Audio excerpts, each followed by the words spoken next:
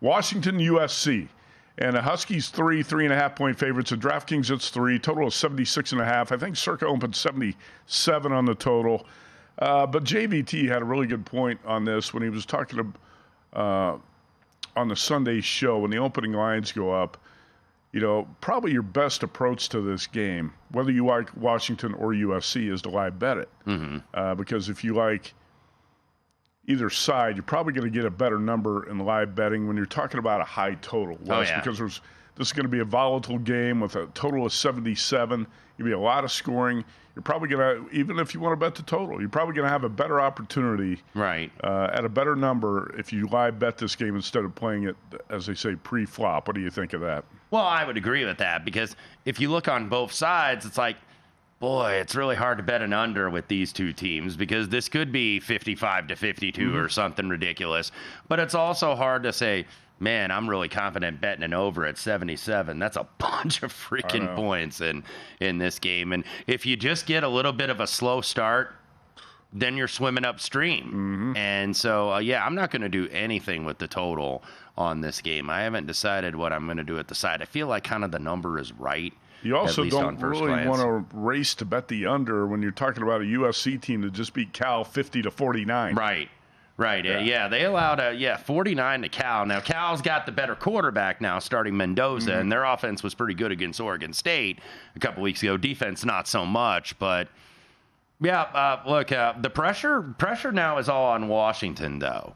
And we know Washington has kind of been stumbling in here in this game, barely getting by Arizona State.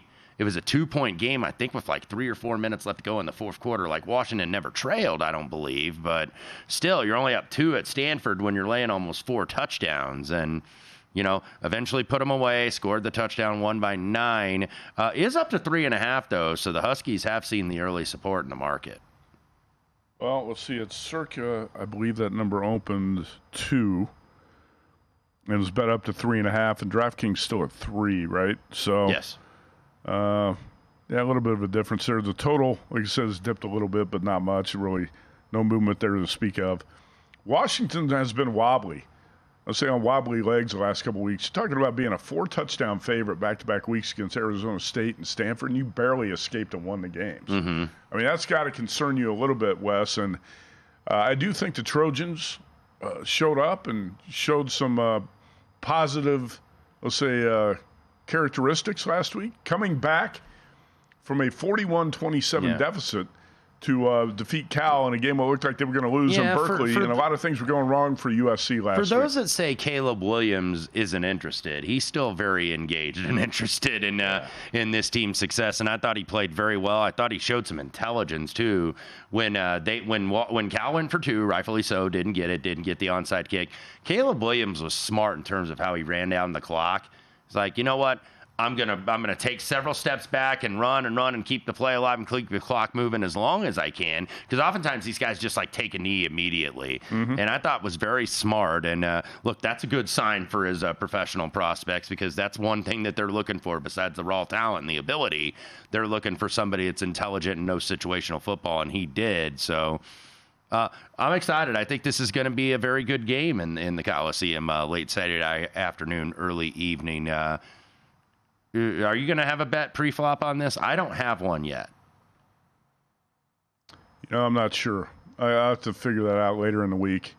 And I'm a little bit concerned about the Washington Huskies, though.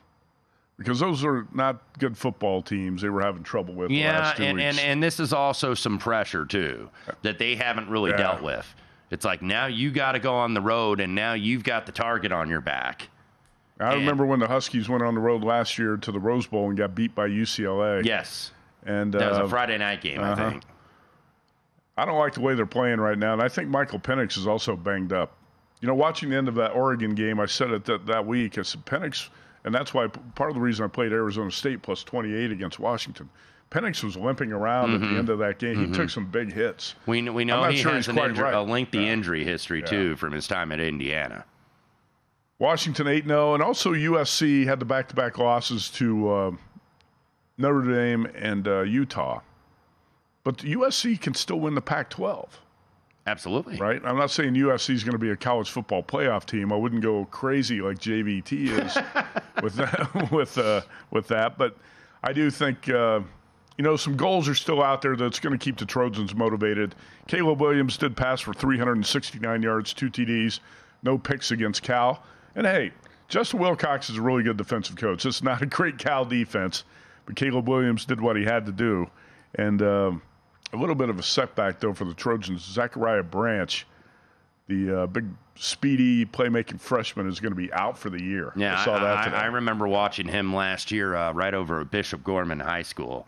And I was like, and then I looked him up. It's like 5-star, and he was number 1 in the country at receiver. I'm like, okay, they got a good one because he was impressive, but they are going to miss him. But, we'll see what Lincoln Riley, what approach he takes with the team here, because the approach at USC, I remember when Pete Carroll was always there, is like, our goal is to go to the Rose Bowl every single year. If we get in this playoff or the BCS or whatever it was at the time, great. But, you still got a great opportunity for USC to win a Pac-12 title. The last swan song of the Pac-12, like, that should mean something. I think conference championships mean something. May not mean something to a lot of people out there now because it's all about playoff that they promote, but conference titles still mean something, especially the last one in the pour one out for the Pac season. Yeah, I know. I love Pac-12 football.